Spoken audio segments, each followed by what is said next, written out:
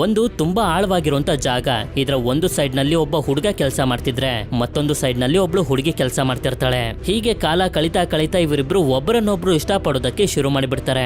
ಆದ್ರಿಂದ ಹುಡುಗ ಹುಡುಗಿನ ಮೀಟ್ ಮಾಡ್ಲೇಬೇಕು ಅಂತ ಹುಡುಗಿ ಇರುವಂತ ಜಾಗಕ್ಕೆ ಒಂದು ಹಗ್ಗನ ಕಟ್ಟಿ ಅಲ್ಲಿಂದ ಸೀದಾ ಹುಡುಗಿ ಇರುವಂತ ಜಾಗಕ್ಕೆ ಹೋಗ್ತಿರ್ಬೇಕಾದ್ರೆ ಕಟ್ಟಿದ್ದಂತ ದಾರ ಕಟ್ಟಾಗಿ ಕೆಳಗಡೆ ಬಿದ್ದೋಗ್ತಾನೆ. ಹುಡುಗಿನೂ ಕೂಡ ಅವನನ್ನ ಕಾಪಾಡೋದಕ್ಕೆ ಕೆಳಗಡೆ ಹಾರ್ಬಿಡ್ತಾಳೆ. ನಂತರ ಇವರಿಬ್ರು ಕೆಳಗಡೆ ಬಂದು ತಲುಪಿದಾಗ ನೋಡಿದ್ದು ಮಾತ್ರ ಅಂದಂಗೆ ಮೂವಿ ಹೆಸರು ದ ಗಾರ್ಜ್ ಅಂತ. ಮುಂದೆ ಅವ್ರ ಜೊತೆ ಏನಾಯ್ತು, ಅಲ್ಲಿಂದ ಮೇಲೆ ಬಂದ್ರೋ ಇಲ್ವೋ ಅಂತ ನೀವು ತಿಳ್ಕೋಬೇಕು ಅಂತಂದ್ರೆ ನನ್ನ ಜೊತೆ ಈ ಮೂವಿನ ಕೊನೆವರೆಗೂ ನೋಡಬೇಕು.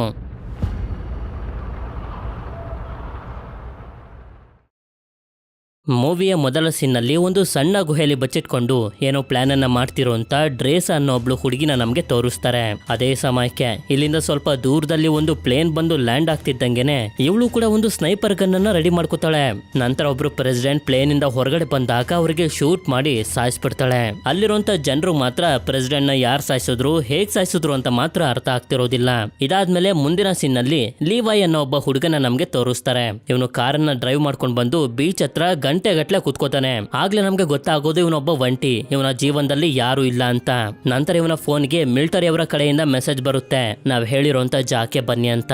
ಇವನು ಕೂಡ ಸರಿ ಅಂತ ಹೇಳಿ ಮಿಲಿಟರಿ ಅವರು ಹೇಳಿರೋಂತ ಜಾಕೆ ಬಂದಾಗ ಇಲ್ಲಿ ಭಾರತ ಅನ್ನೋ ಒಬ್ರು ಲೇಡಿ ಇರ್ತಾರೆ. ಇವರು US ಮಿಲಿಟರಿಯ ಒಬ್ರು ಹೈಯರ್ ಆಫೀಸರ್. ಇದಾದ್ಮೇಲೆ ಇವರಿಬ್ರು ಮಾತಾಡೋದಕ್ಕೆ ಶುರು ಮಾಡಿದಾಗ ನಮ್ಗೆ ಗೊತ್ತಾಗುತ್ತೆ ಲೀವೈ ಕೂಡ ಒಬ್ಬ ಸ್ನೈಪರ್. ಈಗಾಗ್ಲೇ ಇವನು ಸ್ನೈಪರ್ ಗನ್ ಇಂದ 113 ಜನರಿಗಿಂತ ಜಾಸ್ತಿ ಜನರನ್ನ ಸಾಯಿಸಿದಾನೆ ಅಂತ. ಆಗ ಇವರು ಲಿವೈನ ಕೇಳ್ತಾರೆ, ನೀನ್ ಯಾರನ್ನಾದ್ರೂ ಇಷ್ಟಪಟ್ಟಿದ್ಯಾ, ನೀನ್ ಇಲ್ಲ ಅಂದ್ರೆ ಬದುಕೋದಕ್ ಆಗೋದೇ ಇಲ್ಲ ಅನ್ನೋರು ಯಾರಾದ್ರೂ ಇದಾರ ಅಂತ. ಇವನು ಕೂಡ ಇಲ್ಲ, ನಾನು ಯಾರನ್ನು ಇಷ್ಟಪಟ್ಟಿಲ್ಲ, ನಾನು ಒಂಟಿ ಅಂತ ಹೇಳ್ತಾನೆ. ಹಾಗಿದ್ರೆ ನೀನು ಕೆಲಸಕ್ಕೆ ಸೆಲೆಕ್ಟ್ ಆಗಿದ್ಯಾ, ಇನ್ 1 ವರ್ಷ ಈ ಕೆಲಸನ ನೀನು ಮಾಡ್ಬೇಕು, ಹಾಗೆ ನೀನು ಯಾರನ್ನು ಕಾಂಟ್ಯಾಕ್ಟ್ ಮಾಡೋದಕ್ ಆಗೋದಿಲ್ಲ ಅಂತ ಭಾರತ ಹೇಳ್ತಾರೆ. ಈ ಕಡೆ ಡ್ರೇಸ ಇವಳ ತಾಯಿಯ ಸಮಾಧಿ ಹತ್ರ ಬಂದಾಗ ಇಲ್ಲಿ ಈಗಾಗ್ಲೇ ಇವಳ ತಂದೆನೂ ಕೂಡ ಇರ್ತಾನೆ. ಹೇಳ್ಬೇಕು ಅಂತಂದ್ರೆ ಇವನಿಗೆ ಗೊತ್ತು ಇವನ ಮಗಳು ಒಬ್ಳು ಸ್ನೈಪರ್ ಈಗಾಗ್ಲೇ ತುಂಬಾ ಜನರನ್ನ ಸಾಯಿಸಿದಾಳೆ ಅಂತ. ಹೇಗೆ ಅಂತಂದ್ರೆ ಇವನು ಕೂಡ ಮೊದಲು ಒಬ್ಬ ಸ್ನೈಪರ್ ಆಗಿದ್ದ. ಅಷ್ಟೇ ಅಲ್ಲದೆ ಇವನಿಗೆ ಈಗ ಕ್ಯಾನ್ಸರ್ ಇರುತ್ತೆ. ಆದ್ರಿಂದ ಡ್ರೇಸ್ ಆಗಿ ಹೇಳ್ತಿರ್ತಾನೆ, ನೀನು 1 ಇಲ್ಲಾಂದ್ರೆ 2 ವಾರ ನನ್ನ ಜೊತೆ ಇರು, ನನಗೂ ಕೂಡ ಸಂತೋಷ ಆಗುತ್ತೆ ಅಂತ. ಆದ್ರೆ ಇವಳು ಮಾತ್ರ ಅದಕ್ಕೆ ಒಪ್ಕೊಳ್ಳೋದಿಲ್ಲ. ನನ್ ಬಾಸ್ ನನಗೆ ಆರ್ಡರ್ ಮಾಡಿದರೆ ಒಂದು ಕೆಲಸ ಇದೆ ಅಂತ, ಅದನ್ನ 1 ವರ್ಷದವರೆಗೂ ಮಾಡ್ಬೇಕಂತೆ, ಯಾರ ಜೊತೆನೂ ಕಾಂಟ್ಯಾಕ್ಟ್ ಮಾಡೋ ಹಾಗಿಲ್ಲ, ಅದನ್ನ ಕಂಪ್ಲೀಟ್ ಮಾಡಿದ್ರೆ ನಮ್ಗೆ ತುಂಬಾ ದುಡ್ಡು ಸಿಗುತ್ತೆ ಅಂತ. ಆ ಕೆಲಸ ಯಾವುದು ಅಂತ ಇವಳ ತಂದೆಗೆ ಮೊದ್ಲಿಂದಾನೆ ಗೊತ್ತಿರುತ್ತೆ. ಆದ್ರೂ ಕೂಡ ಇದರಿಂದ ಇವನಿಗೆ ತುಂಬಾ ಬೇಜಾರಾಗಿ ಹೇಳ್ತಾನೆ, ಸರಿ ಆಯ್ತು, ನೀನ್ ಎಲ್ಲೇ ಇದ್ರು ಸಂತೋಷವಾಗಿರೋ, ಆದ್ರೆ ಆಗಾಗ ನನ್ಗೋಸ್ಕರ ಕ್ಯಾಂಡಲ್ ಅನ್ನ ಹಚ್ತಿರೋ, ಯಾಕೆ ಅಂತಂದ್ರೆ ನೀನು ವಾಪಸ್ ಬರೋಷ್ಟರಲ್ಲಿ ನಾನ್ ಬದುಕಿರ್ತೀನೋ ಇಲ್ವೋ ಅಂತಾನು ನನಗೆ ಗೊತ್ತಿಲ್ಲ ಅಂತ. ಈ ಮಾತನ್ನ ಕೇಳಿ ಡ್ರೇಸಾಗೂ ಕೂಡ ತುಂಬಾನೇ ಬೇಜಾರಾಗುತ್ತೆ. ಇದಾದ್ಮೇಲೆ ಮುಂದಿನ ಸೀನ್ ನಲ್ಲಿ ಲೀವಾಯ್ಗೆ ಒಂದು ಪ್ಲೇನ್ ನಲ್ಲಿ ಎಚ್ಚರ ಆಗುತ್ತೆ. ಆಗ ಇಲ್ಲಿಗೆ ಒಬ್ರು ಮಿಲಿಟರಿ ಆಫೀಸರ್ ಬಂದು ಇವನ ಹತ್ರ ವಾಚ್ ಹಾಗೆ ಫೋನ್ ನ ಈಸ್ಕೊಂಡು ಹೇಳ್ತಾರೆ, ನಾವಿಷ್ಟೇ ನಿನಗೆ ಡ್ರಾಪ್ ಮಾಡೋದಕ್ಕಾಗೋದು, ಇಲ್ಲಿಂದ ನೀನೇ ಮುಂದೆ ಹೋಗ್ಬೇಕು ಅಂತ. ಇವನು ಕೂಡ ಸರಿ ಅಂತ ಹೇಳಿ ಪ್ಲೇನ್ ಇಂದ ಕೆಳಗಡೆ ಹಾರಿ ಪ್ಯಾರಾಚೂಟ್ ನ ಸಹಾಯದಿಂದ ಕೆಳಗಡೆ ಬಂದು ತಲುಪ್ತಾನೆ. ಇದಾದ್ಮೇಲೆ ಬೆಟ್ಟ ಗುಡ್ಡಗಳನ್ನ ಹತ್ತುತ್ತಾ ರಾತ್ರಿ ಹಗ್ಲು ಅನ್ನೋದನ್ನ ನೋಡ್ದೆ ನಿರಂತರವಾಗಿ ಸಾಕ್ತಾ ಕಾಡ್ನಲ್ಲೆಲ್ಲ ನಡೀತಾ ನಡೀತಾ ಒಂದು ಜಾಗಕ್ಕೆ ಬಂದು ತಲುಪ್ತಾನೆ. ಇದೊಂದು ತುಂಬಾ ದಟ್ಟವಾಗಿರುವಂತ ಕಾಡು. ಈ ಜಾಗದ ಹೆಸರು ದ ಗಾರ್ಜ್ ಅಂತ. ಇಲ್ಲಿ ಮಧ್ಯದಲ್ಲಿ ಒಂದು ದೊಡ್ಡ ಹಳ್ಳ ಇರುತ್ತೆ, ಆ ಕಡೆ ಈ ಕಡೆ ಕಾಡು. ಹೀಗೆ ಇವನು ಇದನ್ನ ನೋಡ್ತಿರ್ಬೇಕಾದ್ರೆ ಆಗ ಇಲ್ಲಿಗೆ ಡ್ರೇಕ್ ಅನ್ನೋ ಒಬ್ಬ ವ್ಯಕ್ತಿ ಬಂದು ಹೇಳ್ತಾನೆ, 1 ವರ್ಷದಿಂದ ನಾನೇ ಇಲ್ಲಿ ಕೆಲಸ ಮಾಡ್ತಿರೋದು, ಈ 1 ವರ್ಷದಲ್ಲಿ ನಿನ್ನ ಬಿಟ್ಟು ಇಲ್ಲಿಗೆ ಯಾರು ಬಂದಿಲ್ಲ, ಇವತ್ತಿಗೆ ನನ್ನ ಕೆಲಸ ಮುಗಿತು, ನಾಳೆಯಿಂದ 1 ವರ್ಷ ನೀನ್ ಇಲ್ಲಿ ಕೆಲಸ ಮಾಡ್ಬೇಕು ಅಂತ ಹೇಳ್ತಾ ಮುಂದೆ ಇರುವಂತ ಬಿಲ್ಡಿಂಗ್ ಅನ್ನ ತೋರಿಸಿ ಹೇಳ್ತಾನೆ. ಈ ಬಿಲ್ಡಿಂಗ್ ನಲ್ಲಿ ಕುಡಿಯೋದಕ್ಕೆ ನೀರು ಹಾಗೆ ಎಲೆಕ್ಟ್ರಿಸಿಟಿಗೆ ಯಾವುದೇ ತರದ ಕಮ್ಮಿ ಇಲ್ಲ. ಹೇಳ್ಬೇಕು ಅಂತಂದ್ರೆ ಈ ಜಾಗದಲ್ಲಿ ಖಾಲಿ ಆಗದಿರೋಷ್ಟು ಬುಲೆಟ್ಗಳು ಗನ್ಗಳೆಲ್ಲ ಇದಾವೆ ಅಂತ ಹೇಳ್ತಾನೆ. ಇಲ್ಲಿ ಹಳ್ಳದಿಂದ ಮುಂದೆ ಇರುವಂತ ಕಾಡ್ನಲ್ಲೂ ಒಂದು ಬಿಲ್ಡಿಂಗ್ ಇರುತ್ತೆ, ಅಲ್ಲೂ ಕೂಡ ನಂತರನೇ ಒಬ್ಬ ವ್ಯಕ್ತಿ ಇದ್ದ. ನನ್ಗನ್ಸೋ ಪ್ರಕಾರ ಅವನ ಡ್ಯೂಟಿನೂ ಕೂಡ ಇವತ್ತಿಗೆ ಮುಗ್ದು ಅಲ್ಲಿಗೂ ಕೂಡ ಬೇರೆಯವರು ಬಂದಿರಬಹುದು ಅಂತ ಡ್ರೇಕ್ ಹೇಳ್ತಾನೆ. ಇದಾದ್ಮೇಲೆ ಇವನನ್ನ ಒಳಗಡೆ ಕರ್ಕೊಂಡ್ ಬಂದು ಹೇಳ್ತಾನೆ, ನೀನು ಹೊರಗಡೆ ಪ್ರಪಂಚನ ಕಾಂಟ್ಯಾಕ್ಟ್ ಮಾಡೋದಕ್ ಆಗೋದಿಲ್ಲ, ಆದ್ರೆ ಪ್ರತಿ ತಿಂಗಳು 1 ದಿನ ಮಿಲಿಟರಿ ಅವರು ನಿನ್ನನ್ನ ಕಾಂಟ್ಯಾಕ್ಟ್ ಮಾಡಿ ವಿಚಾರಿಸ್ತಾರೆ, ನೀನು ಹುಷಾರಾಗಿದ್ಯೋ ಇಲ್ವೋ ಅಂತ ಕೇಳೋದಕ್ಕೆ ಅಂದಾಗ ಲೀವೈ ಕೇಳ್ತಾನೆ, ಈ ಜಾಗದಲ್ಲಿ ಏನ್ ಕೆಲಸನ ಮಾಡ್ಬೇಕು ಅಂತ. ಆಗ ಇವನು ಕೂಡ ಮುಂದೆ ಇರುವಂತ ಈ ಹಳ್ಳದ ಒಳಗಡೆ ತುಂಬಾ ವಿಚಿತ್ರವಾಗಿರುವಂತ ಹ್ಯಾಲೋ ಮ್ಯಾನ್ ಅನ್ನೋ ಕ್ರಿಯೇಚರ್ಸ್ ಗಳು ಇದಾವೆ. ಆ ಕ್ರಿಯೇಚರ್ಸ್ ಗಳು ಇಲ್ಲಿಗೆ ಹೇಗ್ ಬಂದು ಅವುಗಳು ಏನು ಅಂತಾನು ಕೂಡ ನಮ್ಗೆ ಗೊತ್ತಿಲ್ಲ. ಆ ಕ್ರಿಯೇಚರ್ ಗಳನ್ನ ಈ ಹಳ್ಳದಿಂದ ಮೇಲ್ಗಡೆ ನಮ್ಮ ಪ್ರಪಂಚಕ್ಕೆ ಬರ್ದೇ ಇರೋ ರೀತಿ ನೋಡ್ಕೊಳ್ಳದೆ ನಿನ್ನ ಕೆಲಸ ಅಂತ. ಅಷ್ಟೇ ಅಲ್ಲದೆ ಇವನು ಮತ್ತೊಂದು ವಿಷಯನೂ ಕೂಡ ಹೇಳ್ತಾನೆ, ಮಿಲಿಟರಿ ಅವರು ಈ ಜಾಗನ ತುಂಬಾ ಸೀಕ್ರೆಟ್ ಆಗಿ ಇಡೋದಕ್ಕೆ ನೋಡ್ತಿದ್ದಾರೆ, ಮಾಮೂಲಿ ಪ್ರಪಂಚಕ್ಕೆ ಈ ಜಾಗದ ಬಗ್ಗೆ ಗೊತ್ತಾಗಬಾರ್ದು ಅಂತ ನನಗೆ ಹೇಳಿದ್ರು ಅಂತ. ಇದಾದ್ಮೇಲೆ ಮಾರನೇ ದಿನ ಡ್ರೇಕ್ ಇವನನ್ನ ಇಲ್ಲೇ ಬಿಟ್ಟು ಇವನ ಮನೆಗೆ ಅಂತ ಹೋಗ್ತಾನೆ. ಹಾಗೆ ಲೀವೈ ಕೂಡ ನಿಧಾನವಾಗಿ ಜಾಗಕ್ಕೆ ಅಡ್ಜಸ್ಟ್ ಆಗೋದಕ್ಕೆ ಶುರು ಮಾಡಿರ್ತಾನೆ. ಈ ಕಡೆ ಡ್ರೇಕ್ ಕಾಡಿನ ಮಧ್ಯೆ ಬಂದಾಗ ಇವನನ್ನ ಕರ್ಕೊಂಡು ಹೋಗೋದಕ್ಕೆ ಒಂದು ಹೆಲಿಕಾಪ್ಟರ್ ಬರುತ್ತೆ. ಇವನು ಹೆಲಿಕಾಪ್ಟರ್ ನ ದಾರನ ಹಿಡ್ಕೊಂಡು ಮೇಲೆ ಬಂದಾಗ ಇಲ್ಲಿ ಇದ್ದಂತ ಒಬ್ಬ ವ್ಯಕ್ತಿ ಹೇಳ್ತಾನೆ, 1 ವರ್ಷ ನೀನು ಸರ್ವಿಸ್ ಮಾಡಿದಕ್ಕೆ ತುಂಬಾ ಥ್ಯಾಂಕ್ಸ್. ಆದ್ರೆ ಈ ಸತ್ಯ ಹೊರಗಡೆ ಬರಬಾರ್ದು ಅಂತ ಅವನಿಗೆ ಶೂಟ್ ಮಾಡಿ ಸಾಯಿಸಿ ಈ ವಿಷಯನ ಭಾರತಗೆ ಹೇಳ್ತಾನೆ. ಅಂದ್ರೆ 1 ವರ್ಷ ಆಗ್ತಿದ್ದಂಗೆನೆ ಲೀವೈದು ಕೂಡ ಇದೇ ಸ್ಥಿತಿ ಆಗುತ್ತೆ ಅಂತ. ಈ ಕಡೆ ಲಿವೈ ಇವನ ಕೆಲಸನ ಮಾಡೋದಕ್ಕೆ ಶುರು ಮಾಡಿ ಹೊರಗಡೆ ಸ್ಯಾಟಲೈಟ್ ರಿಸೀವರ್ ನ ಚೆಕ್ ಮಾಡ್ತಾನೆ. ಅದಾದ್ಮೇಲೆ ಮಷಿನ್ ಗನ್ಗಳು ವರ್ಕ್ ಆಗ್ತಿದ್ಯೋ ಇಲ್ವೋ ಅಂತಾನು ಕೂಡ ಚೆಕ್ ಮಾಡಿ ಒಳಗಡೆ ಬಂದಾಗ ಮಿಲಿಟರಿ ಅವರು ರೇಡಿಯೋ ಮುಖಾಂತರ ಇವನನ್ನ ಕಾಂಟ್ಯಾಕ್ಟ್ ಮಾಡಿ ವಿಚಾರಿಸ್ತಾರೆ, ಇವನು ಹುಷಾರಾಗಿದ್ದಾನೋ ಇಲ್ವೋ ಅಂತ. ಇದಾದ್ಮೇಲೆ ಹೊರಗಡೆ ಬಂದು ಟೊಮೊಟೊನ ಕಿತ್ಕೊಳ್ತಿರ್ಬೇಕಾದ್ರೆ ಹಳ್ಳದಿಂದ ಮುಂದೆ ಇರುವಂತ ಬಿಲ್ಡಿಂಗ್ ನಿಂದ ಏನೋ ಶಬ್ದ ಬರ್ತಿರುತ್ತೆ. ಅದಕ್ಕೆ ಏನಿರ್ಬೋದು ಅಂತ ಇವನು ಬೈನಾಕುಲರ್ ನಲ್ಲಿ ನೋಡಿದ್ರೆ ಮುಂದೆ ಇರುವಂತ ಬಿಲ್ಡಿಂಗ್ ನಲ್ಲೂ ಕೂಡ ಹೊಸದಾಗಿ ಗಾರ್ಡ್ ಆಗಿ ಒಬ್ಳು ಹುಡುಗಿ ಬಂದಿರ್ತಾಳೆ. ಈ ಹುಡುಗಿ ಬೇರೆ ಯಾರು ಅಲ್ಲ, ಡ್ರಾಸನೆ. ನಂತರ ರಾತ್ರಿ ಮಳೆ ಬರ್ತಿರೋದ್ರಿಂದ ಸಿಡಿಲಿನ ಶಬ್ದಕ್ಕೆ ಅವನಿಗೆ ಎಚ್ಚರ ಆಗೋಗುತ್ತೆ. ಆಗ ಮುಂದೆ ನೋಡ್ತಾನೆ ಡ್ರಾಸ ಇನ್ನೂ ಎದ್ದಿರ್ತಾಳೆ. ಆಗ ಇವಳು ಕೂಡ ಮಲ್ಕೊಳ್ಳೋದಕ್ಕೆ ಅಂತ ಹೊಟ್ಟೋಗ್ತಾಳೆ. ಇದಾದ್ಮೇಲೆ ಮಾರನೇ ದಿನ ರಾತ್ರಿ ಡ್ರಾಸ ಕೇಕ್ ನ ಮೇಲಿರುವಂತ ಕ್ಯಾಂಡಲ್ ಅನ್ನ ಹಾರಿಸಿ ಮುಂದೆ ನೋಡಿದ್ರೆ ಲೀವೈ ಏನೋ ಬರಿತಿರ್ತಾನೆ. ಆದ್ರಿಂದ ಗಾಳಿಲಿ ಗುಂಡಾರಿಸಿ ನಿನ್ ಹೆಸರೇನು ಅಂತ ಇವನನ್ನ ಕೇಳಿದಾಗ ಇವನ್ ಮಾತ್ರ ನಾವಿಬ್ರು ಮಾತಾಡೋ ಹಾಗಿಲ್ಲ ಅಂತ ಹೇಳ್ತಿರ್ತಾನೆ. ಇವತ್ತು ನಾನು ಬರ್ತಾಳೆ, ನನ್ಗೇನಿಷ್ಟನೋ ಅದ್ನೇ ಮಾಡ್ತೀನಿ ಅಂತ ಡ್ರಾಸ ಹೇಳ್ತಾಳೆ. ಈ ವಿಷಯ ಅವನಿಗೆ ಗೊತ್ತಾಗ್ತಿದ್ದಂಗೆನೆ ಇವನು ಕೂಡ ಇವಳಿಗೆ ವಿಶ್ ಮಾಡ್ತಾನೆ, ಹ್ಯಾಪಿ ಬರ್ತಾಳೆ ಅಂತ. ಇದಾದ್ಮೇಲೆ ಇಬ್ರಿಗೂ ಕೂಡ ಗೊತ್ತಾಗುತ್ತೆ ಇಲ್ಲಿರುವಂತ ಇಬ್ರು ಕೂಡ ಸ್ನೈಪರ್ಸ್ ಗಳು ಅಂತ. ಆದ್ರಿಂದ ಡ್ರಾಸ್ ಅವನಿಗೆ ಹೇಳ್ತಾಳೆ, ಈ ಬಾಟಲ್ಗೆ ಶೂಟ್ ಮಾಡು, ನಿನ್ನ ಗುರಿನ ಚೆಕ್ ಮಾಡ್ಬೇಕು ಅಂತ. ಇವನು ಅದಕ್ಕೆ ಒಪ್ಕೊಳ್ಳದೆ ಇದ್ದಾಗ ಇವನೇ ಇಟ್ಟಿರುವಂತ ಬಾಟಲ್ಗೆ ಡ್ರಾಸ ಶೂಟ್ ಮಾಡ್ತಾಳೆ. ಆಗ ಇವನು ಕೂಡ ಡ್ರಾಸ ಇಟ್ಟಿರುವಂತ ಬಾಟಲ್ಗೆ ಶೂಟ್ ಮಾಡಿ ಇವನ ಸ್ಕಿಲ್ ಅನ್ನ ಪ್ರೂವ್ ಮಾಡ್ಕೋತಾನೆ. ಹೀಗೆ ಇವರಿಬ್ರು ಒಬ್ರಿಗೊಬ್ರು ಕಾಂಟ್ಯಾಕ್ಟ್ ಮಾಡ್ಕೋತಿರ್ಬೇಕಾದ್ರೆ ಅದೇ ಸಮಯಕ್ಕೆ ಇವಳಿಗೇನೋ ಕಾಣಿಸಿ ಕೆಳಗಡೆ ನೋಡು ಅಂತ ಲಿವೈಗೆ ಹೇಳ್ತಾಳೆ. ಇವನು ಕೂಡ ನೋಡ್ತಾನೆ, ಡ್ರೇಕ್ ಹೇಳಿದಂತ ಹ್ಯಾಲೋ ಮ್ಯಾನ್ ಗಳು ಮೇಲೆ ಬರ್ತಿರ್ತವೆ. ಆದ್ರಿಂದ ಒಂದು ಬಾಂಬ್ ಅನ್ನ ಶೂಟ್ ಮಾಡಿ ಅವುಗಳು ಮೇಲೆ ಬರ್ದೇ ಇರೋ ರೀತಿ ನೋಡ್ಕೋತಾನೆ. ಆದ್ರೆ ಅವುಗಳು ಜಾಸ್ತಿ ಸಂಖ್ಯೆಯಲ್ಲಿ ಬರ್ತಿರೋದ್ರಿಂದ ಡ್ರಾಸ ಕೂಡ ಮಷಿನ್ ಗನ್ ಇಂದ ಅವುಗಳ ಮೇಲೆ ಶೂಟ್ ಮಾಡ್ತಾ ಲಿವೈನ ಕಾಪಾಡೋದಕ್ಕೆ ಪ್ರಯತ್ನ ಪಡ್ತಿರ್ತಾಳೆ. ಆದ್ರೆ ಅಷ್ಟೊತ್ತಿಗೆ ಒಂದು ಹ್ಯಾಲೋ ಮ್ಯಾನ್ ಇವಳ ಬಿಲ್ಡಿಂಗ್ ನ ಮೇಲೂ ಕೂಡ ಬಂದ್ಬಿಡುತ್ತೆ. ಹೇಗೋ ಮಾಡಿ ಅವುಗಳನ್ನ ಬಿಳಿಸಿ ಕೆಳಗಡೆ ನೋಡಿದ್ರೆ ಇನ್ನು ಕೂಡ ಜಾಸ್ತಿ ಹ್ಯಾಲೋ ಮ್ಯಾನ್ ಗಳು ಬರ್ತಿರ್ತವೆ. ಅದಕ್ಕೆ ಲಿವೈ ಕೂಡ ಮಷಿನ್ ಗನ್ ಹಾಗೆ ಆಟೋಮೆಟಿಕ್ ಗನ್ ಗಳ ಸಹಾಯದಿಂದ ಡ್ರಾಸ ಬಿಲ್ಡಿಂಗ್ ನ ಮೇಲೆ ಹೋಗ್ತಿರುವಂತ ಎಲ್ಲಾ ಹ್ಯಾಲೋ ಮ್ಯಾನ್ ಗಳಿಗೆ ಶೂಟ್ ಮಾಡಿ ನಾಶ ಮಾಡ್ಬಿಡ್ತಾನೆ. ಆದ್ರೆ ಇವರಿಬ್ರು ಈ ರೀತಿ ಫೈಟ್ ಅನ್ನ ಮಾಡ್ತಿರ್ಬೇಕಾದ್ರೆ ಡ್ರೇಸ್ ಆಗಿ ಏಟ್ ಆಗೋಗಿರುತ್ತೆ. ಆದ್ರಿಂದ ಇವಳು ಇದಕ್ಕೆ ಟ್ರೀಟ್ಮೆಂಟ್ ಅನ್ನ ತಗೊಳ್ತಾ ಲಿವೈಗೆ ಹೇಳ್ತಾಳೆ, ಇದು ಬೆಸ್ಟ್ ಬರ್ತಾಳೆ ಅಂತ. ಮಾರನೇ ದಿನ ಇವನು ಹಾಲೋಮೆನ್ ಗಳು ಮೇಲೆ ಬರಬಾರ್ದು ಅಂತ ಬಾಂಬ್ ಗಳನ್ನ ಫಿಕ್ಸ್ ಮಾಡ್ತಿರ್ಬೇಕಾದ್ರೆ ಅದೇ ಸಮಯಕ್ಕೆ ಕೆಳಗಡೆಯಿಂದ ಒಂದು ಡ್ರೋನ್ ಮೇಲೆ ಬರುತ್ತೆ. ಆದ್ರೆ ಅದು ಇವರಿಬ್ರಿಗೂ ಏನು ಮಾಡ್ದೆ ಇಲ್ಲಿಂದ ಹೊಟ್ಟೋಗುತ್ತೆ. ಇವರಿಬ್ರಿಗಂತೂ ಅದೇನು ಅಂತಾನೆ ಅರ್ಥ ಆಗೋದಿಲ್ಲ. ಹೀಗೆ ನೋಡ್ತಾ ನೋಡ್ತಿದ್ದಂಗೆನೆ ಡಿಸೆಂಬರ್ ಬರುತ್ತೆ. ಇದು ಕ್ರಿಸ್ಮಸ್ ನ ಸಮಯ. ಆಗ ಲಿವೈ ಇವನ ಬಿಲ್ಡಿಂಗ್ ನಲ್ಲಿ ಒಂದಷ್ಟು ಲೈಟ್ ಗಳನ್ನ ನೋಡಿ ಏನೋ ಐಡಿಯಾ ಬರುತ್ತೆ. ಈ ಕಡೆ ಮುಂದೆ ಇರುವಂತ ಬಿಲ್ಡಿಂಗ್ ನಲ್ಲಿ ಡ್ರಾಸ ತುಂಬಾ ಬೇಜಾರಾಗಿರ್ಬೇಕಾದ್ರೆ ಆಗ ಮುಂದೆ ನೋಡ್ತಾಳೆ. ಲಿವೈ ಕ್ರಿಸ್ಮಸ್ ಮರನ ರೆಡಿ ಮಾಡಿ ಇವಳಿಗೆ ಹ್ಯಾಪಿ ಕ್ರಿಸ್ಮಸ್ ಅಂತ ವಿಶ್ ಮಾಡ್ತಾನೆ. ಇವಳಿಗಂತೂ ತುಂಬಾನೇ ಸಂತೋಷ ಆಗೋಗುತ್ತೆ. ನಂತರ ಪ್ರತಿದಿನ ಇವರು ಹೀಗೆ ಒಬ್ರ ಜೊತೆ ಒಬ್ರು ಕಮ್ಯುನಿಕೇಟ್ ಮಾಡ್ತಾ ತುಂಬಾ ಸಂತೋಷವಾಗಿರ್ತಾರೆ. ಅದಲ್ಲದೆ ದಿನ ಒಂದೊಂದು ಗೇಮ್ ಅನ್ನ ಆಡ್ತಾ ಮ್ಯೂಸಿಕ್ ಗಳನ್ನ ಪ್ಲೇ ಮಾಡ್ತಾ ತುಂಬಾನೇ ಎಂಜಾಯ್ ಮಾಡ್ತಿರ್ತಾರೆ. ಹೀಗೆ ನೋಡ್ತಾ ನೋಡ್ತಾ ಫೆಬ್ರವರಿ ಬಂದ್ಬಿಡುತ್ತೆ. ಸ್ಟಾರ್ಟಿಂಗ್ ನಲ್ಲಿ ಇವರಿಬ್ರಿಗೂ ಜಾಗ ಶಾಂತವಾಗಿದೆ, ನೆಮ್ಮದಿಯಾಗಿ ಜೀವನ ಮಾಡಬಹುದು ಅಂತ ಅನ್ಸಿದ್ರು ಕೂಡ ಹೋಗ್ತಾ ಹೋಗ್ತಾ ಇಬ್ರಿಗೂ ತುಂಬಾ ಬೇಜಾರಾಗೋದಕ್ಕೆ ಶುರು ಆಗುತ್ತೆ. ನಾರ್ಮಲ್ ಪ್ರಪಂಚನ ಮಿಸ್ ಮಾಡ್ಕೋತಿರ್ತಾರೆ. ಹೀಗೆ ಒಂದು ದಿನ ರಾತ್ರಿ ಲಿವೈ ಮುಂದೆ ನೋಡ್ತಾನೆ. ಡ್ರಾಸ ಇವಳ ತಂದೆ ನೆನ್ಸ್ಕೊಂಡು ತುಂಬಾನೇ ಅಳ್ತಿರ್ತಾಳೆ. ಆದ್ರಿಂದ ಏನಾಯ್ತು ಅಂತ ಇವನು ಕೇಳಿದಾಗ ಇವಳು ಕೂಡ ಹೇಳ್ತಾಳೆ, ಇವತ್ತಿನ ದಿನನ ತುಂಬಾ ಕಷ್ಟಪಟ್ಟು ಕಳೆದಿದ್ದೀನಿ, ನೀನ್ ನನ್ ಜೊತೆ ಇದ್ದಿದ್ರೆ ಚೆನ್ನಾಗಿರ್ತಿತ್ತು ಅಂತ. ಆದ್ರಿಂದ ಇವನು ಒಳಗಡೆ ಬಂದು ಸ್ವಲ್ಪ ಯೋಚನೆ ಮಾಡ್ತಾನೆ.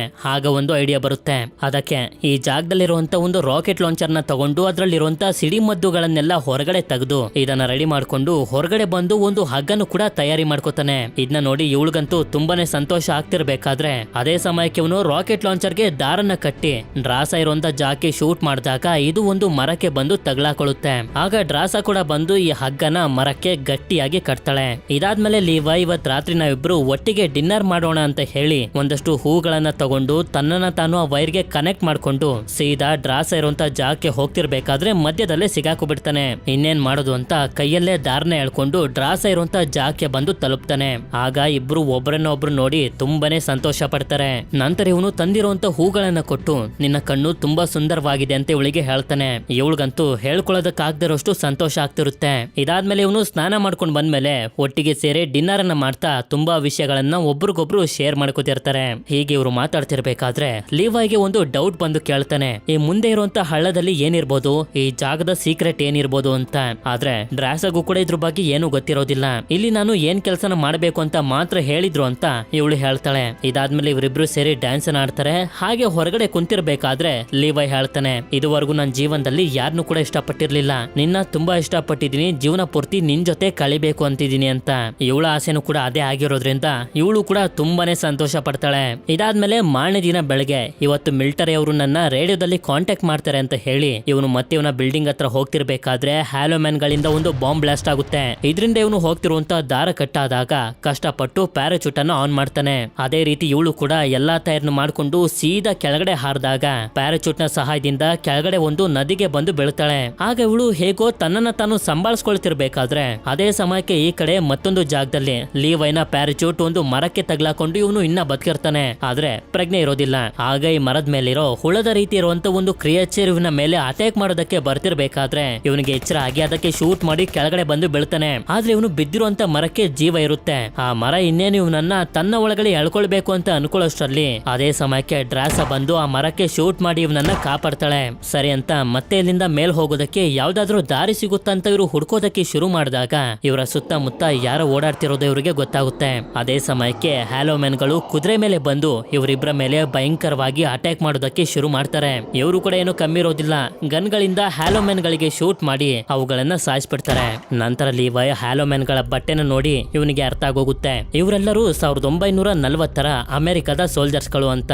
ಯಾಕೆಂತಂದ್ರೆ ಈ ಹ್ಯಾಲೋಮ್ಯಾನ್ ಗಳು ಆಗಿನ ಕಾಲದ ಸೋಲ್ಜರ್ಸ್ ಗಳ ಬಟ್ಟೆನ ಹಾಕೊಂಡಿರ್ತಾರೆ. ಹೀಗೆ ಇವರು ಅಲ್ಲಿಂದ ಸಾಕ್ತಾ ಮುಂದೆ ಬಂದಾಗ ಈ ಜಾಗ ಸಂಪೂರ್ಣವಾಗಿ ಪರ್ಪಲ್ ಕಲರ್ ಗೆ ಕನ್ವರ್ಟ್ ಆಗುತ್ತೆ. ಅಷ್ಟೇ ಅಲ್ಲದೆ ಈ ಜಾಗದಲ್ಲಿ ತುಂಬಾ ವಿಚಿತ್ರವಾಗಿ ಮನುಷ್ಯರ ಅಸ್ಥಿ ಪಂಜರಗಳೆಲ್ಲ ಮರಕ್ಕೆ ಹೋಗಿ ಅಂಟ್ಕೊಬಿಟ್ಟಿರ್ತವೆ. ಅಂದ್ರೆ ನಾವೆಲ್ಲರೂ ಆಗ್ಲೇ ನೋಡಿದಂತ ಹ್ಯಾಲೋಮ್ಯಾನ್ ಗಳು ಕೂಡ ಮೊದಲು ಮನುಷ್ಯರೇ ಆಗಿದ್ರು. ಆದ್ರೆ ಈ ಜಾಗದಲ್ಲಿ ಏನೋ ಒಂದು ಭಯಂಕರವಾಗಿರುವಂತ ಘಟನೆ ನಡೆದು ಆ ರೀತಿಯ ಹ್ಯಾಲೋಮ್ಯಾನ್ ಅನ್ನೋ ಕ್ರಿಯೇಚರ್ ಗಳಾಗಿದ್ದಾರೆ ಅಂತ ನಮ್ಗೆ ಅರ್ಥ ಆಗ್ತಿರುತ್ತೆ. ಹೀಗೆ ಇವರು ಈ ಜಾಗದಿಂದ ಮೇಲೆ ಹೋಗೋದಕ್ಕೆ ಯಾವ್ದಾದ್ರು ದಾರಿ ಸಿಗುತ್ತಂತ ಹುಡ್ಕಾಡ್ತಾ ಮುಂದೆ ಬಂದಾಗ ಇಲ್ಲೇ ಇವರಿಗೆ ಒಂದು ಟೌನ್ ಕಾಣಿಸುತ್ತೆ. ಆದ್ರೆ ಅದೇ ಸಮಯಕ್ಕೆ ಹ್ಯಾಲೋಮ್ಯಾನ್ ಗಳ ಭಯಂಕರವಾಗಿರುವಂತ ಶಬ್ದ ಕೇಳಿಸ್ತಿದ್ದಂಗೆನೆ ಇಲ್ಲೇ ಇದ್ದಂತ ಒಂದು ಮನೆ ಒಳಗಡೆ ಬಂದು ಬಚ್ಚಿಟ್ಕೊಬಿಡ್ತಾರೆ. ಯಾವಾಗ ಇವರು ಮುಂದೆ ನೋಡ್ತಾರೋ ಆಗ್ಲೇ ಇವ್ರಿಗೆ ಗೊತ್ತಾಗೋದು ಇದು ಮನೆ ಅಲ್ಲ, ಒಂದು ಚರ್ಚ್ ಅಂತ. ನಂತರ ಲೀವೈ ಈ ಜಾಗದ ಸ್ಮೆಲ್ ಅನ್ನ ನೋಡಿ ಕಂಡಿಡಿದ್ ಬಿಡ್ತಾನೆ. ಈ ಟೌನ್ ಸಂಪೂರ್ಣವಾಗಿರುವಂತ ಎಲ್ಲಾ ಜಾಗದಲ್ಲೂ ಪಾಯ್ಸನ್ ಹರಡ್ಬಿಟ್ಟಿದೆ ಅಂತ. ಹೀಗೆ ಇವರು ಈ ಜಾಗನ ಚೆಕ್ ಮಾಡ್ತಿರ್ಬೇಕಾದ್ರೆ ಅದೇ ಸಮಯಕ್ಕೆ ಒಂದು ಸಣ್ಣ ಕ್ರಿಯೇಚರ್ ಬಂದು ಡ್ರಾಸ ಮೇಲೆ ಅಟ್ಯಾಕ್ ಮಾಡ್ಬಿಡುತ್ತೆ. ಈ ಕ್ರಿಯೇಚರ್ಸ್ ಗಳು ನೋಡೋದಕ್ಕೆ ಸ್ಪೈಡರ್ ತರ ಇದ್ರು ಕೂಡ ಇವುಗಳ ಮೇಲೆ ಮನುಷ್ಯರ ತಲೆ ಬುರುಡೆಗಳು ಇರ್ತವೆ. ಹೇಗೋ ಮಾಡಿ ಇವರು ತುಂಬಾ ಕಷ್ಟಪಟ್ಟು ಇವುಗಳ ಜೊತೆ ಫೈಟ್ ಮಾಡ್ತಿರ್ಬೇಕಾದ್ರೆ ಅದೇ ಸಮಯಕ್ಕೆ ಹ್ಯಾಲೋಮ್ಯಾನ್ ಗಳು ಕೂಡ ಇಲ್ಲಿಗೆ ಬಂದ್ಬಿಡ್ತಾರೆ ಇವರ ಮೇಲೆ ಅಟ್ಯಾಕ್ ಮಾಡೋದಕ್ಕೆ ಅಂತ. ಆಗ ಇವರಿಬ್ರು ಅವುಗಳನ್ನ ಸಂಭಾಳಿಸ್ತಾ ಚರ್ಚ್ ಗೋಡೆನ ಬ್ಲಾಸ್ಟ್ ಮಾಡಿ ಹೊರಗಡೆ ಓಡ್ ಬಂದ್ಬಿಡ್ತಾರೆ. ಹೀಗೆ ಇವರು ಓಡ್ ಬರ್ತಿರ್ಬೇಕಾದ್ರೆ ಮುಂದೆ ಇರುವಂತ ಗೋಡೆಯಲ್ಲಿ ಒಂದು ಡೋರ್ ಕಾಣಿಸುತ್ತೆ. ಆ ಡೋರ್ ಒಳಗಡೆ ಬಂದಾಗ್ಲೇ ಅವ್ರಿಗೆ ಗೊತ್ತಾಗೋದು ಮೊದಲು ಈ ಜಾಗ ಒಂದು ಲ್ಯಾಬ್ ಆಗಿತ್ತು ಅಂತ. ಆದ್ರೆ ಈ ಸಮಯದಲ್ಲಿ ಈ ಜಾಗನು ಕೂಡ ಸರ್ವನಾಶ ಆಗೋಗಿರುತ್ತೆ.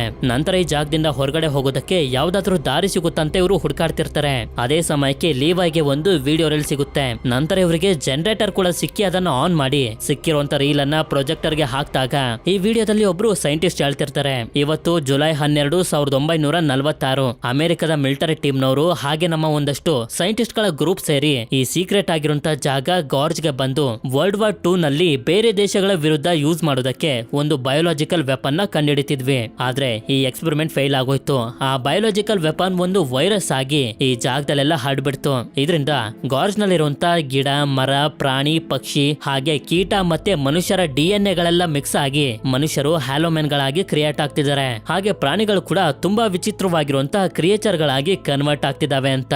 ಇದಾದ್ಮೇಲೆ ಸ್ವಲ್ಪ ಮುಂದೆ ಬಂದಾಗ ಒಂದು ಕಂಪ್ಯೂಟರ್ ಕೂಡ ಇವರಿಗೆ ಕಾಣಿಸುತ್ತೆ. ಆ ಕಂಪ್ಯೂಟರ್ ನ ಆನ್ ಮಾಡಿದಾಗ ಒಂದು ಡ್ರೋನ್ ನ ಬಗ್ಗೆ ಮೆನ್ಷನ್ ಮಾಡಿರ್ತಾರೆ. ಇದು ಯಾವ ಡ್ರೋನ್ ಬಗ್ಗೆನೂ ಅಲ್ಲ, ಆಗ್ಲೇ ಲೀವೈ ಹಾಗೆ ಡ್ರಾಸ ನೋಡಿದ್ರಲ್ಲ ಅದೇ ಡ್ರೋನ್ ನ ಬಗ್ಗೆ. ಹಾಗೆ ಇಲ್ಲಿರುವಂತ ಡಾಟಾ ಇಂದ ಇವರಿಬ್ಬರಿಗೂ ಗೊತ್ತಾಗುತ್ತೆ ಈ ಜಾಗದಲ್ಲಿ ಸೈಂಟಿಸ್ಟ್ ಗಳು ಅಮೆರಿಕದ ಸೋಲ್ಜರ್ಸ್ ಗಳನ್ನ ಸೂಪರ್ ಸೋಲ್ಜರ್ಸ್ ಗಳಾಗಿ ಕನ್ವರ್ಟ್ ಮಾಡೋದಕ್ಕೆ ಅಂತ ಆ ಬಯೋಲಾಜಿಕಲ್ ವೆಪನ್ ನ ಕಂಡಿಡಿದಿದ್ದು. ಆದ್ರೆ ಈ ಎಕ್ಸ್ಪೆರಿಮೆಂಟ್ ಫೇಲ್ ಆಗಿದ್ರಿಂದ ಎಲ್ಲರೂ ಹ್ಯಾಲೋಮ್ಯಾನ್ ಗಳಾಗೋದ್ರು ಅಂತ.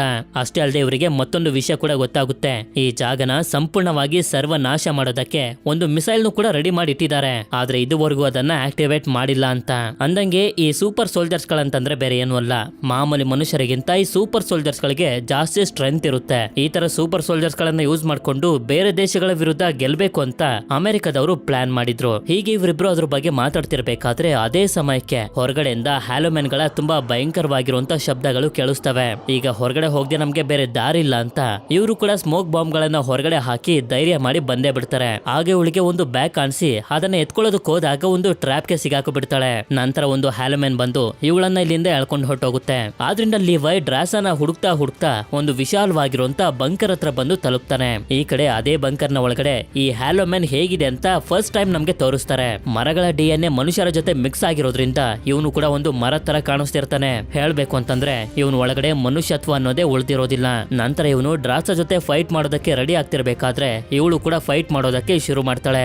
ಆದ್ರೆ ಈ ಹ್ಯಾಲೋಮ್ಯಾನ್ ತುಂಬಾ ಸ್ಟ್ರಾಂಗ್ ಆಗಿರ್ತಾನೆ. ಒಂದು ಕತ್ತಿಯಿಂದ ಇವಳ ಮೇಲೆ ಅಟ್ಯಾಕ್ ಮಾಡ್ತಿರ್ತಾನೆ. ಇವಳು ಕೂಡ ಎಷ್ಟೇ ತಪ್ಪಿಸ್ಕೊಳ್ಳೋದಕ್ಕೆ ಅಂತ ಪ್ರಯತ್ನ ಪಡ್ತಿದ್ರು ಕೂಡ ಇವಳ ಕೈಲಿ ಆಗ್ತಿರೋದಿಲ್ಲ. ಇನ್ನೇನು ಇವಳನ್ನ ಸಾಯಿಸ್ಬೇಕು ಅಂತ ಅನ್ಕೊಳ್ಳೋಷ್ಟ್ರಲ್ಲಿ ಅದೇ ಸಮಯಕ್ಕೆ ಲೀವೈ ಬಂದು ಈ ಹ್ಯಾಲೋಮ್ಯಾನ್ ಗೆ ಶೂಟ್ ಮಾಡಿ ಸಾಯಿಸ್ಬಿಡ್ತಾನೆ. ನಂತರ ಮೊದ್ಲು ಇಲ್ಲಿಂದ ಹೋಗ್ಬೇಕು ಅಂತ ಇವರಿಬ್ರು ದಾರಿನ ಹುಡುಕ್ತಾ ಮುಂದೆ ಬಂದಾಗ ನೋಡ್ತಾರೆ ಈ ಜಾಗದಲ್ಲಿದ್ದಂತ ಜನರು ಮರಗಳ ಬೇರಿನ ರೀತಿ ಕನ್ವರ್ಟ್ ಆಗ್ಬಿಟ್ಟಿರ್ತಾರೆ. ಆದ್ರೆ ಪ್ರಜ್ಞೆ ಮಾತ್ರ ಇರೋದಿಲ್ಲ.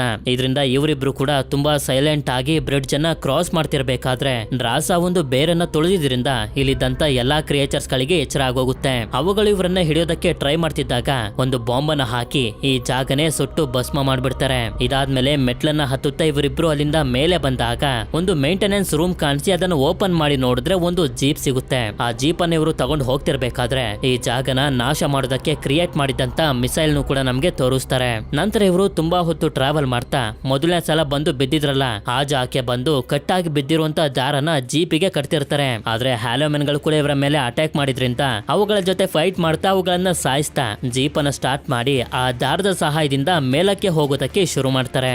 ಈಗ ನಾವು ಸೇಫ್ ಆಗಿದೀವಿ ಅಂತ ನಿಟ್ಟುಸಿರನ್ನ ಬಿಟ್ಟು ಹಿಂದೆ ನೋಡಿದ್ರೆ ತುಂಬಾ ಹ್ಯಾಲೋಮ್ಯಾನ್ ಗಳು ದಾರನ ಹಿಡ್ಕೊಂಡು ಇವರನ್ನ ಫಾಲೋ ಮಾಡ್ಕೊಂಡು ಬರ್ತಿರ್ತವೆ. ಅದೇ ಸಮಯಕ್ಕೆ ಇವರ ಮೇಲೆ ಅಟ್ಯಾಕ್ ಮಾಡೋದಕ್ಕೂ ಕೂಡ ಶುರು ಮಾಡ್ಬಿಡ್ತಾರೆ. ಆದ್ರೆ ಇವರಿಬ್ಬರ ಕೈಲಿ ಮಾತ್ರ ಇಂಥ ಸ್ಥಿತಿಲಿ ಅವುಗಳ ಜೊತೆ ಫೈಟ್ ಮಾಡೋದಕ್ಕೆ ಆಗ್ತಿರೋದಿಲ್ಲ. ನಂತರ ಲಿವಾಯ್ಗೆ ಪೆಟ್ರೋಲ್ ಟ್ಯಾಂಕ್ ಕಾಣಿಸಿ ಅದನ್ನು ಓಪನ್ ಮಾಡಿ ಮೇಲಕ್ಕೆ ಬಂದು ಬೆಂಕಿನ ಹಾಕಿ ಬ್ಲಾಸ್ಟ್ ಮಾಡಿಬಿಡ್ತಾನೆ. ಆದ್ರೆ ಹ್ಯಾಲೋಮ್ಯಾನ್ ಗಳ ಜೊತೆಗೆ ಜೀಪ್ ಕೂಡ ನಾಶ ಆಗೋಗುತ್ತೆ. ಇದರಿಂದ ಇವರಿಬ್ರು ಹಾಗೆ ಬೆಟ್ಟನ ಹತ್ತುತ್ತಾ ಮೇಲಕ್ಕೆ ಬಂದು ತಲುಪ್ತಾರೆ. ಆದ್ರೆ ಇವರು ಸೇಫ್ ಆಗಿ ಬಂದಿದ್ರು ಕೂಡ ಒಂದು ಯೋಚನೆ ಕಾಡ್ತಿರುತ್ತೆ. ನಾವು ಕೂಡ ವೈರಸ್ ಇದ್ದಂತ ಜಾಗಕ್ಕೆ ಹೋಗಿ ಬಂದಿದೀವಿ, ನಾವೇನಾದ್ರೂ ಇನ್ಫೆಕ್ಟ್ ಆಗ್ಬಿಟ್ಟಿದ್ರೆ ಏನ್ ಮಾಡೋದು ಅಂತ. ಅದಕ್ಕೆ ಒಂದು ಡಿಸಿಷನ್ ಗೆ ಬರ್ತಾರೆ. ಇವರಿಬ್ರು 6 ದಿನಗಳ ಕಾಲ ಕ್ವಾರಂಟೈನ್ ನಲ್ಲಿ ಇರಬೇಕು. 6 ದಿನಗಳಲ್ಲಿ ಇವ್ರೇನಾದ್ರೂ ಹ್ಯಾಲೋಮ್ಯಾನ್ ಗಳಾಗಿಲ್ಲ ಅಂತಂದ್ರೆ ಇನ್ಫೆಕ್ಟ್ ಆಗಿಲ್ಲ ಅಂತ. ಆಗ ಡ್ರಾಸ ಹೇಳ್ತಿರ್ತಾಳೆ, ಕ್ವಾರಂಟೈನ್ ಅಲ್ಲ ಆದ್ಮೇಲೆ ಫ್ರಾನ್ಸ್ ನಲ್ಲಿ ನನ್ಗೊಂದು ಜಾಗ ಗೊತ್ತು, ನಾವ್ ಅಲ್ಲಿಗೆ ಹೊಂಟೋಗೋಣ, ಯಾರ್ ಕಣ್ಗೂ ಕಾಣಿಸೋದ್ ಬೇಡ ಅಂತ. ಆದ್ರೆ ಇವ್ನ್ ಮಾತ್ರ ಅದಕ್ಕೆ ಒಪ್ಕೊಳ್ಳೋದಿಲ್ಲ. ನಾವೇನಾದ್ರೂ ಇಲ್ಲಿಂದ ಓಡೊಂಟೋದ್ರೆ ನಮ್ ಜಾಕಿ ಇನ್ನಿಬ್ರು ಗಾರ್ಡ್ಸ್ ಗಳನ್ನ ಕರ್ಕೊಂಡ್ ಬರ್ತಾರೆ. ಅದಾದ್ಮೇಲೆ ಅವರ ಪ್ರಾಣ ಹೋಗುತ್ತೆ. ಆದ್ರಿಂದ ನಮ್ಮ ಪ್ರಪಂಚಕ್ಕೆ ಈ ವೈರಸ್ ಬಂದು ತಲುಪಬಾರದು ಅಂತಂದ್ರೆ ಈ ಜಾಗನ ಸಂಪೂರ್ಣವಾಗಿ ನಾಶ ಮಾಡ್ಬಿಟ್ಟೆ ನಾವು ಹೋಗ್ಬೇಕು ಅಂತಾನೆ. ಹೇಗೆ ಅಂತಂದ್ರೆ ಈ ಜಾಗನ ಸಂಪೂರ್ಣವಾಗಿ ನಾಶ ಮಾಡೋದಕ್ಕೆ ಒಂದು ಮಿಸೈಲ್ ಅನ್ನ ರೆಡಿ ಮಾಡಿರೋದನ್ನ ನೋಡಿದ್ನಲ್ಲ, ಆ ಮಿಸೈಲ್ ನ ಬ್ಲಾಸ್ಟ್ ಮಾಡ್ಬೇಕು ಅಂತ ಇವನು ಅನ್ಕೊಂಡಿರ್ತಾನೆ. ಇದು ಇವಳಿಗೂ ಕೂಡ ಸರಿ ಅಂತ ಅನ್ಸಿ ಇದಕ್ಕೆ ಒಪ್ಕೋತಾಳೆ. ನಂತರ ಇವನು ಮಿಲಿಟರಿ ಅವರು ನನ್ನ ಕಾಂಟ್ಯಾಕ್ಟ್ ಮಾಡ್ತಾರೆ ಅಂತ ಇವನ ಬಿಲ್ಡಿಂಗ್ ಗೆ ಬರ್ತಾನೆ. ಆದ್ರೆ ಈ ಸಲ ಇವನನ್ನ ಕಾಂಟ್ಯಾಕ್ಟ್ ಮಾಡೋದು ಬಾರ್ತೋ ಇವನನ್ನ ಕೇಳ್ತಾಳೆ, ನೀನು ಮುಂದೆ ಇರೋ ಬಿಲ್ಡಿಂಗ್ ನಲ್ಲಿ ಇರೋ ಗಾರ್ಡ್ ನ ಮೀಟ್ ಮಾಡ್ದ ಅಂತ. ಆದ್ರೆ ಇವನ್ ಮಾತ್ರ ಒಪ್ಕೊಳ್ಳೋದಿಲ್ಲ. ಅಲ್ಲಿ ಯಾರಿದ್ದಾರೆ ಅಂತ ನನಗೆ ಗೊತ್ತಿಲ್ಲ ಅಂತ ಹೇಳ್ತಾನೆ. ಆದ್ರಿಂದ ಇವಳು ಕೂಡ ಸರಿ ಅಂತ ಹೇಳಿ ಕಾಲ್ ಅನ್ನ ಕಟ್ ಮಾಡ್ತಾಳೆ. ಆಗ ನಮ್ಗೆ ತೋರಿಸ್ತಾರೆ ಲಿವಾಯ್ ಹಾಗೆ ಡ್ರೇಸಾ ಕೆಳಗಡೆ ಲ್ಯಾಬ್ ನ ಒಳಗಡೆ ಹೋಗಿದ್ದಂತ ವಿಷಯ ಇವಳಿಗೆ ಮೊದ್ಲೇ ಗೊತ್ತಾಗ್ಬಿಟ್ಟಿದೆ ಅಂತ. ಆದ್ರಿಂದ ಈ ವಿಷಯ ಹೊರಗಡೆ ಬರಬಾರ್ದು ಅಂತ ಅವರಿಬ್ರನ್ನ ಸಾಯಿಸ್ಬೇಕು ಅಂತ ಡಿಸೈಡ್ ಮಾಡ್ತಾಳೆ. ಇದಾದ್ಮೇಲೆ ಇವರಿಬ್ರು ಸ್ಯಾಟಲೈಟ್ ರಿಸೀವರ್ ಗಳು ಇರ್ತಾವಲ್ಲ ಅವುಗಳಿಗೆ ಏನೋ ಅಟ್ಯಾಚ್ ಅನ್ನ ಮಾಡ್ತಾ ಒಬ್ರಿಗೊಬ್ರು ಕಮ್ಯುನಿಕೇಟ್ ಮಾಡ್ತಾ ಮಾತಾಡ್ಕೋತಿರ್ತಾರೆ. ಅದೇ ಸಮಯಕ್ಕೆ ಹೆಲಿಕಾಪ್ಟರ್ ಬರ್ತಿರೋಂತ ಶಬ್ದನ ಕೇಳಿಸಿ ನೋಡ್ತಾನೆ. ಹೆಲಿಕಾಪ್ಟರ್ ಬರ್ತಿರೋದ್ರಿಂದ ಡ್ರಾಸಾಗೂ ಕೂಡ ಓಡೋದಕ್ಕೆ ಹೇಳಿ ಇವನು ಕೂಡ ಓಡೋದಕ್ಕೆ ಶುರು ಮಾಡ್ತಾನೆ. ಆಕ್ಚುಲಿ ಹೆಲಿಕಾಪ್ಟರ್ ನಲ್ಲಿ ಬಾರ್ತೋ ಬಂದಿರ್ತಾಳೆ ಅವರಿಬ್ರನ್ನ ಸಾಯಿಸೋದಕ್ಕೆ ಅಂತ. ಇವರಿಬ್ರಂತೂ ಎಷ್ಟಾಗುತ್ತೋ ಅಷ್ಟು ಬೇಗ ಈ ಕಾಡಿಂದ ತುಂಬಾ ದೂರ ಓಡೋದಕ್ಕೆ ಶುರು ಮಾಡ್ತಾರೆ. ಹಾಗೆ ಬಾರ್ತೋ ಮತ್ತೆ ಅವಳ ಟೀಮ್ ನವರು ಎಷ್ಟೇ ಹುಡ್ಕಾಡಿದ್ರು 2 ಬಿಲ್ಡಿಂಗ್ ನಲ್ಲೂ ಕೂಡ ಅವರಿಬ್ರು ಕಾಣಿಸೋದಿಲ್ಲ. ಅದಕ್ಕೆ ವೆಪನ್ ಗಳನ್ನ ಅಟ್ಯಾಚ್ ಮಾಡಿರುವಂತ ಡ್ರೋನ್ ಗಳನ್ನ ಕಳಿಸ್ತಾರೆ ಅವರಿಬ್ಬರನ್ನ ಹುಡುಕಿ ಸಾಯಿಸೋದಕ್ಕೆ ಅಂತ.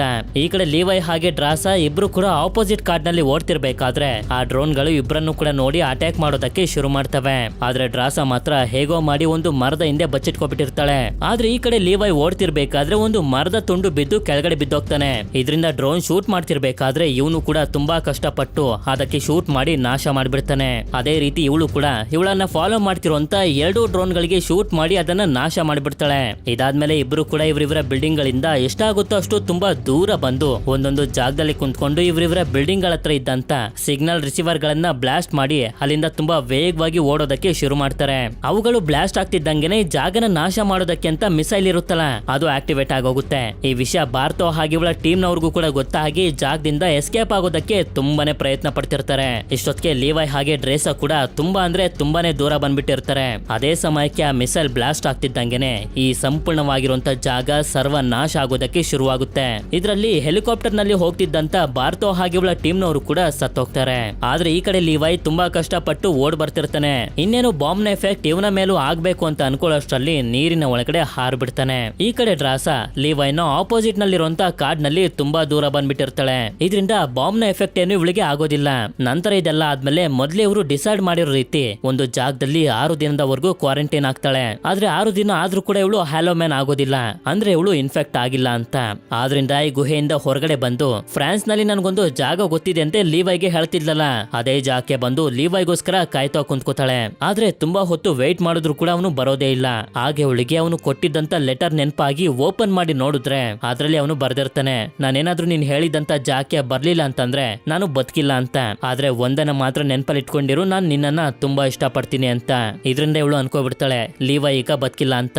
ಆದ್ರಿಂದ ಇದೇ ಬೇಜಾರ್ನಲ್ಲಿ ಇವಳು ಇಲ್ಲಿಂದ ಹೊಟ್ಟೋಗ್ತಾಳೆ. ನಂತರ ಸೀನ್ ಇಲ್ಲಿಂದ ಏಪ್ರಿಲ್ಗೆ ಶಿಫ್ಟ್ ಆಗುತ್ತೆ. ಈಗ ಇವಳು ಫ್ರಾನ್ಸ್ ನಲ್ಲೇ ಇರುವಂತ ಒಂದು ರೆಸ್ಟೋರೆಂಟ್ ನಲ್ಲಿ ವೇಟ್ರೆಸ್ ಆಗಿ ಕೆಲಸ ಮಾಡ್ತಿರ್ಬೇಕಾದ್ರೆ ಆಗ ಒಂದು ಟೇಬಲ್ ನ ಮೇಲೆ ಬಂದು ಕುಂತಿರುವಂತ ಲೀವೈನ ನೋಡ್ತಾಳೆ. ಅವನ್ನ ನೋಡಿ ಇವಳಿಗಂತೂ ಇವಳ ಕಣ್ಣನ್ನೇ ನಂಬೋದಕ್ಕಾಗೋದಿಲ್ಲ. ತುಂಬಾ ಖುಷಿಯಾಗಿ ಬಂದು ಇವನನ್ನ ಕೇಳ್ತಾಳೆ ಅವತ್ತ್ಯಾಕೆ ಬಂದಿಲ್ಲ ಅಂತ. ಹಾಗೆ ಇವಳಿಗೆ ಗೊತ್ತಾಗುತ್ತೆ ಅವತ್ತಿವನ ಆರೋಗ್ಯ ಸರಿ ಇರ್ಲಿಲ್ಲ, ಅದಕ್ಕೆ ಬರೋದಕ್ಕಾಗ್ಲಿಲ್ಲ ಅಂತ. ನಂತರ ಇವರಿಬ್ರು ಡಿಸೈಡ್ ಮಾಡ್ತಾರೆ ಜೀವನ ಪೂರ್ತಿ ಜೊತೆಲಿರ್ಬೇಕು ಅಂತ. ಇಲ್ಲಿಗೆ ಈ ಮೂವಿ ಎಂಡ್ ಆಗುತ್ತೆ. ಈ ಮೂವಿ ನನಗಂತೂ ತುಂಬಾ ಇಷ್ಟ ಆಯ್ತು, ಯಾಕೆಂತಂದ್ರೆ ತುಂಬಾ ಡಿಫ್ರೆಂಟ್ ಆಗಿರುವಂತ ಕಾನ್ಸೆಪ್ಟ್ ಇದು. ನಿಮ್ಗೆ ಹೇಗೆ ಅನಿಸ್ತು ಅಂತ ನನಗೆ ಖಂಡಿತವಾಗೂ ಕಮೆಂಟ್ ಮಾಡಿ ತಿಳಿಸಿ. ಹಾಗೆ ಈ ಮೂವಿಲಿ ಯಾವ ಕ್ಯಾರೆಕ್ಟರ್ ಇಷ್ಟ ಆಯ್ತು ಅನ್ನೋದನ್ನು ಕೂಡ ಕಮೆಂಟ್ ಮಾಡಿ ತಿಳಿಸಿ. ವಿಡಿಯೋ ಇಷ್ಟ ಆಗಿತ್ತು ಅಂತಂದ್ರೆ ಲೈಕ್ ಮಾಡಿ. ಸರಿ, ಸಿಗೋಣ ಮತ್ತೊಂದು ಅಮೇಜಿಂಗ್ ಆಗಿರುವಂತ ವಿಡಿಯೋದಲ್ಲಿ. Until then stay tune, mister explainer Kannada.